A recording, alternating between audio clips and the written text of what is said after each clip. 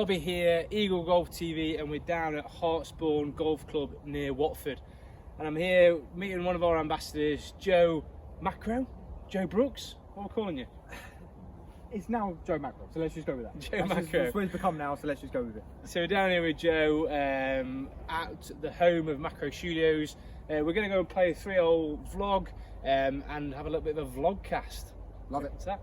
So we're going to get to know Joe a little bit better, a little bit more about his business and what he can offer for you as a golfer. So let's play this hole and we'll have a bit of a chat as we go around.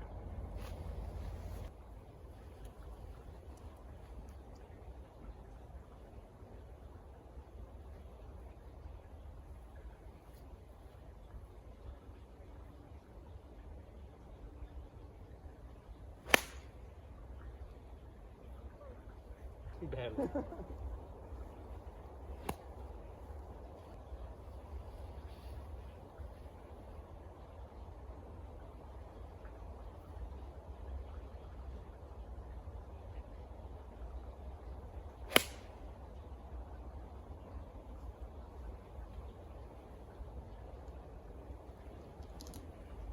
So Joe, tell us a little bit about yourself, background, how you got into golf, all that good stuff.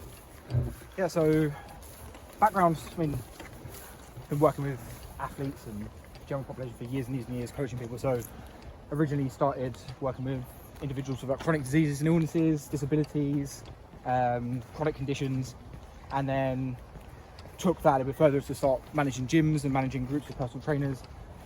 And then always had a passion for golf, always played golf from when I was young. Used to play with my dad all the time when I was a kid, and just saw an opportunity to kind of link the two together at some point. And it was kind of just before COVID that I really started to help some of my friends who were golfers at the time. They were pro golfers, and they just felt like there wasn't really much support for them in terms of like recovering from injury, building more power, gaining more movement.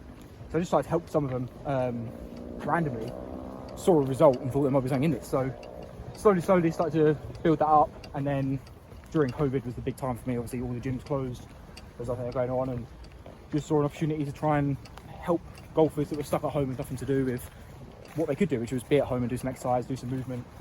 And what we're now 5.5 years on, and now it's my full-time job, if you want to call it a job. Coming out and doing this basically. I know, brilliant. I mean, I think it's such a, well, I think that's why we resonate with each other so well, is the fact that very similar stories in kind of a different path or different avenue within golf. Yep. Turning passion projects into lifestyle businesses, I guess. Yeah, for sure. There was a group of us doing it, right? So you, me, Matt, doing the same thing. Dan, Northern Ball Markers, another great one that was doing similar stuff, and we kind of all just became good friends on following this journey of trying to make, you know, our passion a bit more of a living and a business for us, really. Yeah, no, definitely. I think you know, that kind of time with golf around COVID, I mean, it was such a weird time that all the golf courses closed, but golf had that boom when it was then the only thing that you could do when you opened up. But equally, golf's such a sport where people are fanatics. They were still trying to get their golf fix and looking at Instagram, and you know, we just happened to be in that space at that time, and things popped, didn't they? And it was a nice community for us as well, right? Because we couldn't go out and play, but there was a community of us that were still doing whatever we could golf wise. And then when the courses did open, that was a great way of us sharing our journeys and making new friends. And you know, now a lot of the friends that I've got and a lot of people I go and play golf with are people from that time. So yeah, it's crazy, really. Yeah, bittersweet for sure. Right, what have we got here? We've got a wedge of some kind.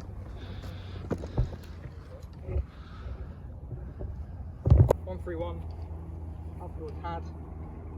No idea if that's back or front. We're not playing as golf ball blind, to be fair. You've only been here 2 years. Yeah. Don't know, I never get outside.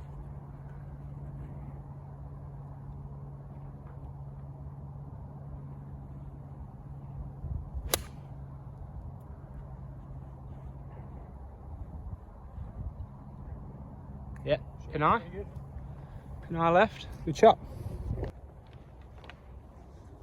We'll just walk 50 yards up to Rob's ball, because I almost topped mine off the tee. 105.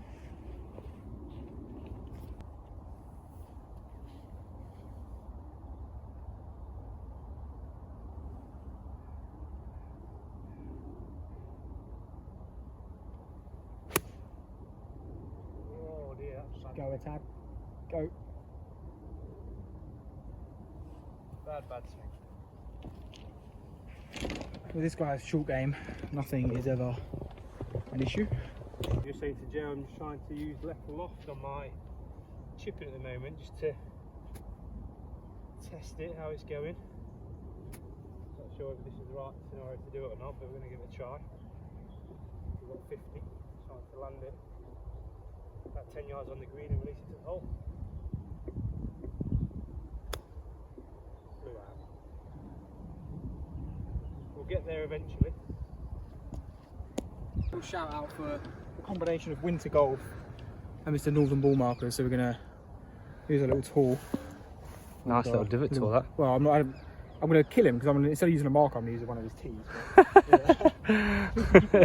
Northern Ball tees. Yeah, exactly.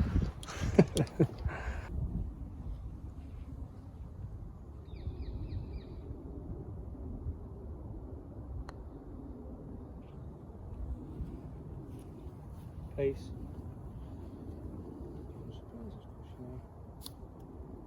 Easy part. It's always going to be, wasn't it? Never in doubt. Never at the green. So.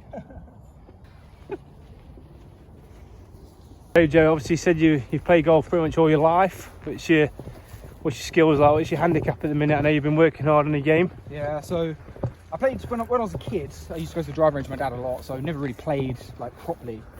And I'm always jealous when you go and play with someone who's played as a kid. You can just see a difference, right? So I never say I've kind of played all my life, but I used to go to driving range with my dad when I was younger, and then got fully into it when I stopped playing football. So maybe when I was 25, probably is when I started playing properly. So my handicap now is 2.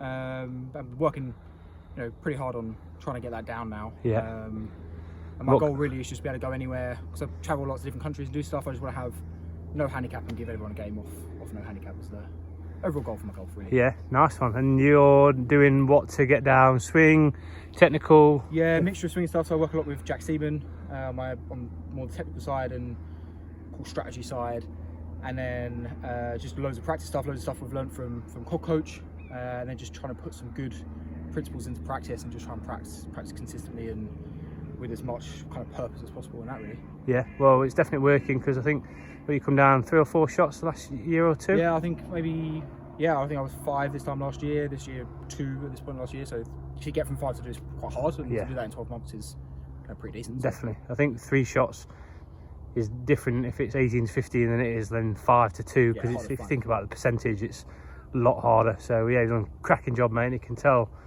the hard work you've been putting on just with your game. So yeah, well done. Let's try and find this next tee box, because it's not here. It used to be here. It used to be there, but we don't know where it is.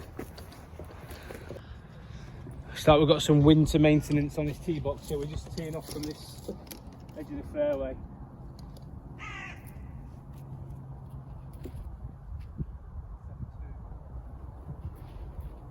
Tell you what, it's a perfect 7-iron for me, but I've left that in the studio.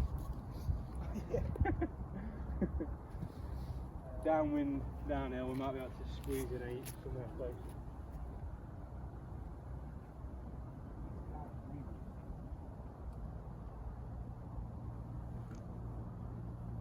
Tee it up a bit more, try and get the iron in the face a bit more, carry.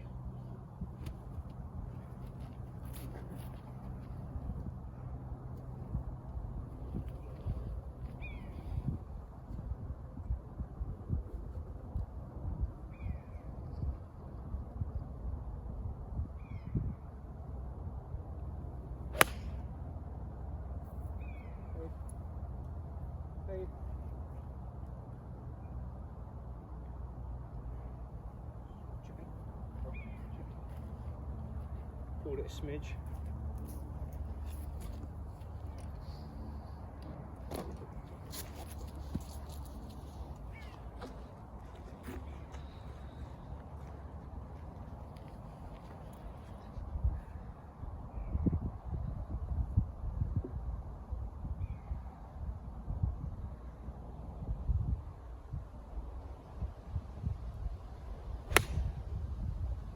Lovely swing.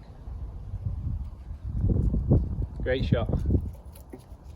Very nice, mate. It's like 3 feet. It's a great shot. So Joe, surely people have heard about you who are obviously listening to this channel or viewing this channel. But for those of people who may not have heard of you, how would you kind of sum up your business and kind of what you offer within golf? Yeah, it's a good question. Like, I get asked this a lot, but it definitely depends on who comes and stands in front of me. We both know Ryan Harmer, an ambassador for you, one of my players on tour. And we have different conversations for sure with the work that he does compared to average Joe that comes into the studio, amateur golfer that has other issues. So one of the main things I say to people is that we should all be exercising, we should all be doing this stuff anyway, right? So everyone knows that they should be training, everyone knows that they maybe should be doing some mobility work or some strength training. The difference is we just use golf as a motivating way of doing that, right? So everyone wants to make their golf better, everyone wants to play better golf, and what we can do is say, well, actually, if you do this exercise that you should be doing anyway, then we just tailor a few things, make a few changes, and suddenly you're also going to get a result from the golf. So it means that we don't have to worry too much about making things super golf specific, super performance based.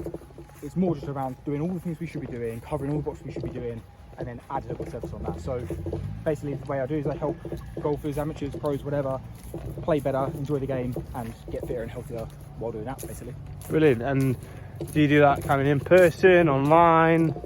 How can people get involved? Is it? Yeah, so it was all online for the first, as you know, for the first about 4 years, everything was online. But about 2 years ago, we opened the studio here at Hartsbourne. So now we kind of help people in person and online as well. And yeah, it means we can help people from all over the world. We've got trained people in 5 different continents at the moment, and it means that we're always, available to help people in whatever capacity it is that they want help. Brilliant. So if you're in the Watford, London area, you can obviously come to the studio, or if you're wanting to just do something online at home or in the gym, then obviously you cater for everything, right? Absolutely. Brilliant. Sorry if you can't hear us, but the plane's flying over, and it's not you forgot the microphone leg cable. I'm also playing temporary green. Temporary green, yeah. We had no idea. We are literally playing this course blind. That's a gimme for you, mate. That's a great shot. Right, guys, we just skipped on to the next hole off that green because obviously it was a temporary green. We gave Joey's birdie putt, and I managed to chip in as well. Definitely. Again. But yeah, we've got like 170 roughly, I think. Yeah. Into the breeze. I'm gonna come over here, mate. I don't know.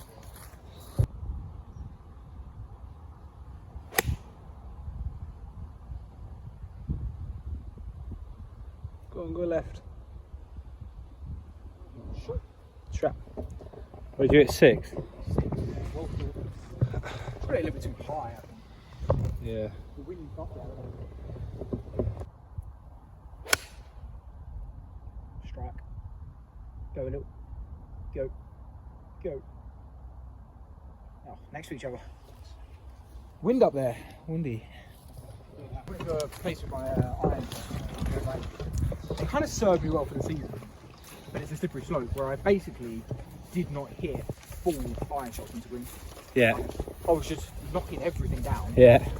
And then when I actually needed to hit a full shot, like say for example if you had like a 205-yard par 3 or whatever, I was like, I don't know what to do. I was like having to go up to like finesse little hybrids, and I was like, what am I doing? And when I went to Jack on Sunday, it was like, oh, I'll just change this, and suddenly now I'm actually hitting it like a normal distance. Yeah. But like there, for example, are you filming this? Yeah. Oh, nice.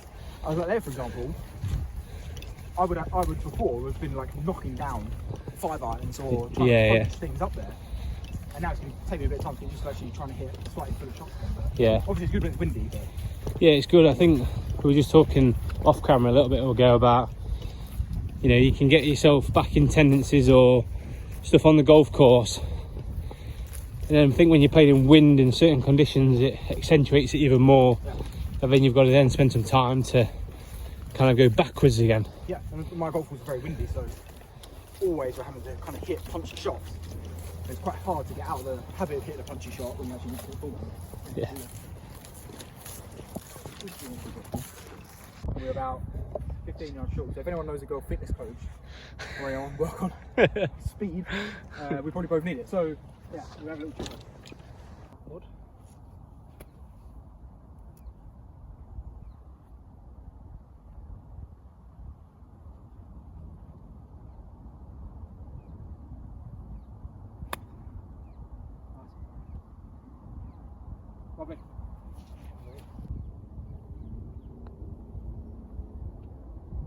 great, but oh, look at the camera.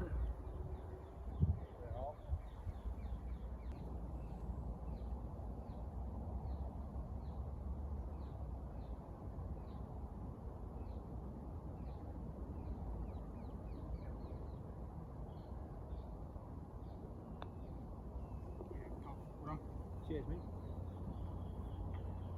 Just gonna do 3 holes, yeah?